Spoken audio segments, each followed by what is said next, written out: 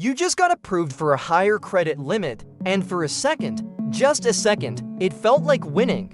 They raised it to 14,000, maybe 20, maybe more. And somewhere in your chest, something relaxed. Like you'd been holding your breath without knowing it, and now there was air, room, options. That feeling, that's what we need to talk about. Because that feeling is not security, that feeling is the trapdoor opening. Think about the last time your credit limit felt too low. Not because you were in an emergency, not because something broke, but because you wanted something and the limit stood between you and getting it. A flight, a couch, a version of your life that looked a little more like what you'd imagined. And you thought, if I just had more available, I wouldn't feel this tight all the time. So you requested an increase, or they gave you one automatically, like a reward for being a good customer. And what happened next if you're honest with yourself? You spent more, not all at once, not recklessly, just more. The cushion became a floor. The available credit stopped feeling like a safety net and started feeling like money you already had. Because that's what a high credit limit is engineered to do. It is not a gift, it is a leash, a very long, very comfortable leash. You forgot about the couch payment for a while, then you remembered. Then you paid the minimum because that month was just rough, and the month after that. And somewhere in a building you'll never visit, a number on a spreadsheet compounded at 21%, and nobody sent you a letter about it. You were too busy living your life. Let me tell you about Marcus. Marcus was 29, made $68,000 a year, and had four credit cards with a combined limit of just over $36,000. Marcus was not irresponsible. Marcus had a budget app. Marcus knew what a PR stood for. Marcus told himself he used credit cards for the points. Here is what Marcus's statement actually said. If you added up for years, he had paid $9,400 in interest. Not principal interest, that's a used car. That's for months of rent in the city he moved to for the job that gave him the income to pay the minimums on the cards he opened to fund the lifestyle the income was supposed to provide. Marcus wasn't careless. Marcus was trapped by a number that felt like freedom. You know someone like Marcus, you might be someone like Marcus. Here's the thing about a credit limit. It was not designed with your wealth in mind. It was designed with your behavior in mind, and those two things are not the same. The number they give you is not calculated based on what you can comfortably repay. It is calculated based on what you can probably, realistically, be expected to carry, just long enough, just consistently enough, to generate revenue. They are not lending you money because they believe in you. They are lending you access to your own future income at a markup and calling it a benefit. Nobody told you this. Not in school, not in the new account onboarding email, not in the pamphlet about building credit they hand out at the bank. Because the model only works if you don't fully see it. The second you see it, really see it, the product stops working. And the cruelest part, the higher your limit climbs, the more qualified you feel. The more trusted, the more financially legitimate. Getting a $30,000 limit feels like an endorsement.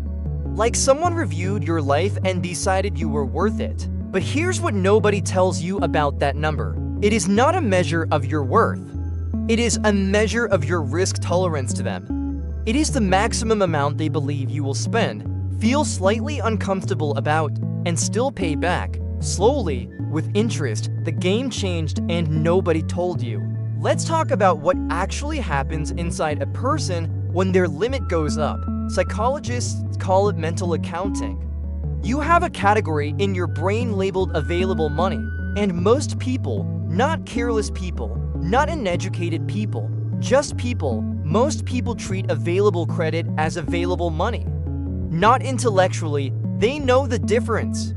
But behaviorally, in the moment, when you're standing in a store or clicking checkout at midnight, the brain sees available and moves on. So the limit goes up and your invisible ceiling rises. You don't decide to spend more, you just do a little more here.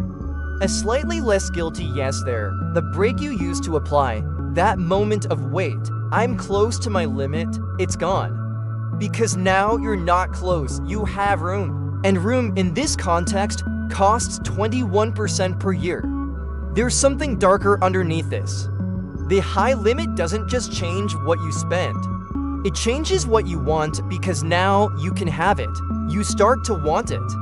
The furniture upgrade, the last-minute trip.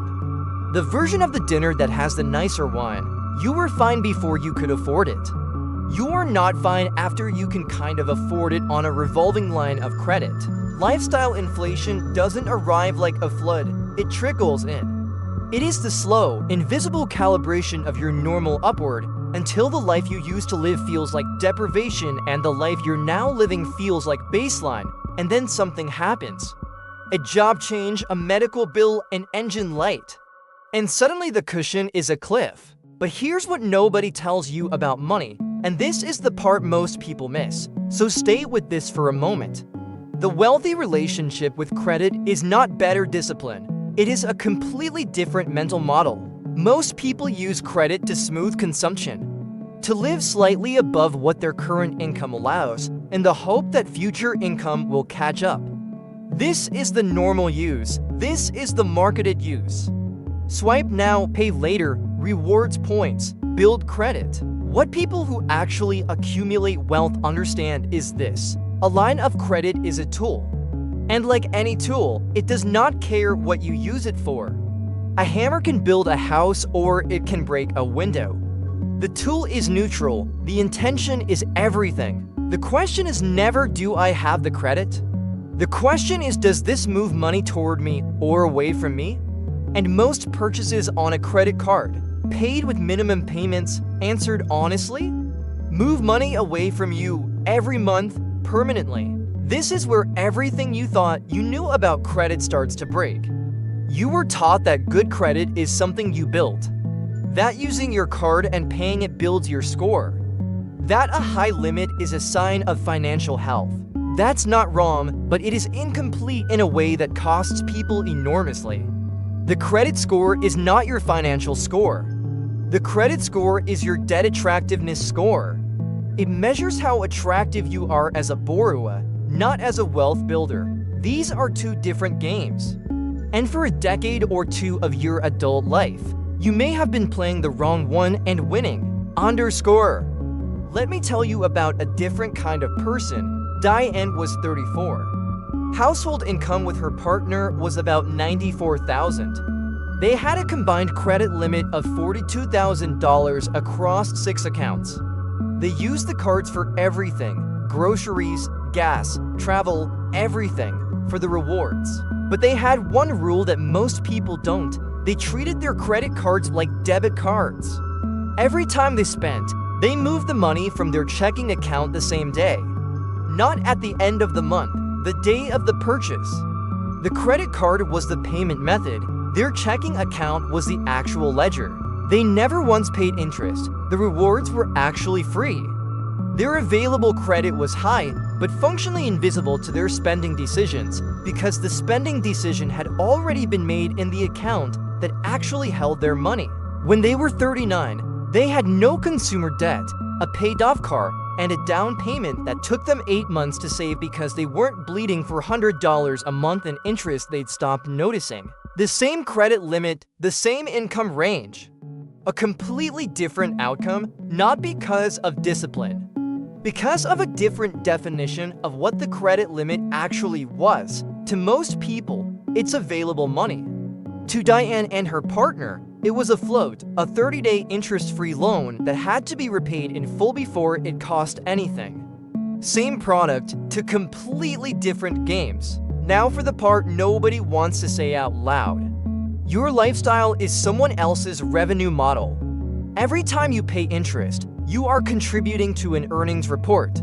Every time you carry a balance because the month was hard, you are the reason a financial services company hit its quarterly number.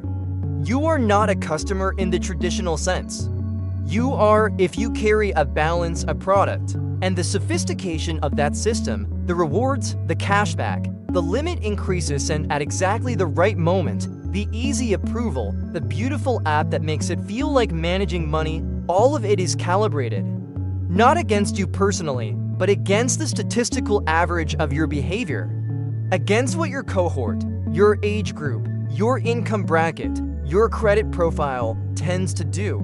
You are not bad with money. You are predictable in a system that profits from prediction. And the question you have to ask yourself, the one that actually stings if you sit with it long enough, is this: at what point do you stop being a statistic and start making decisions that the model didn't predict? Here's the principle most people never confront. Your financial life is not determined by what you make. It's determined by the gap between what you make and what you keep.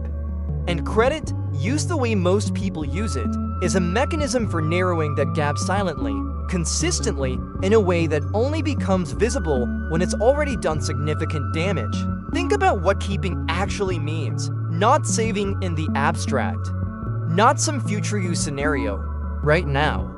Every dollar that leaves your account in interest is a dollar that will never compound. Never invest, never sit in an index fund earning while you sleep. Never become the thing that generates income without you having to trade time for it. People talk about investing like it's the complicated part. It's not. The complicated part is stopping the leak.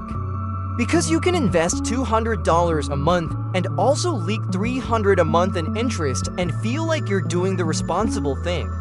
And technically you're just running slightly faster on the treadmill. The identity shift here is not about being someone who doesn't spend. It's about being someone who knows what spending actually costs, not the sticker price. The real price, the price in future optionality. The price in time, the price in the freedom you didn't build because the money moved away from you before you decided where it was going. Your financial future is being decided, in part, by what you do when you're slightly tired and slightly bored and the cart is almost full. It's being decided by whether the credit limit feels like a permission slip. 3 years from now, the person who changed how they think about that number will have a different set of options than the person who didn't. Not dramatically different, not all at once different. Just quietly, compoundingly different. The way a 2-degree change in direction looks identical at the starting line and completely different 100 miles later. And what happens next is the part most people miss. The moment you actually change isn't the moment you pay off the card. It's the moment you stop experiencing the credit limit as yours. It's the moment the number stops mattering to you, because it has nothing to do with how you've decided to live. That moment is available to you. It doesn't require a higher income, a financial advisor, or a dramatic overhaul. It requires a different story about what that number means. 5 years from now, you'll wish you'd started today. That's not a motivational line. That's just math. The compound interest that works against you when you carry a balance works for you when you don't. It is the same mechanism. It does not have an opinion about you. It just runs in whatever direction you aim it. The person who carries a small balance, not a lot, just a little, just enough to feel manageable for a decade, will pay thousands in interest they cannot point to.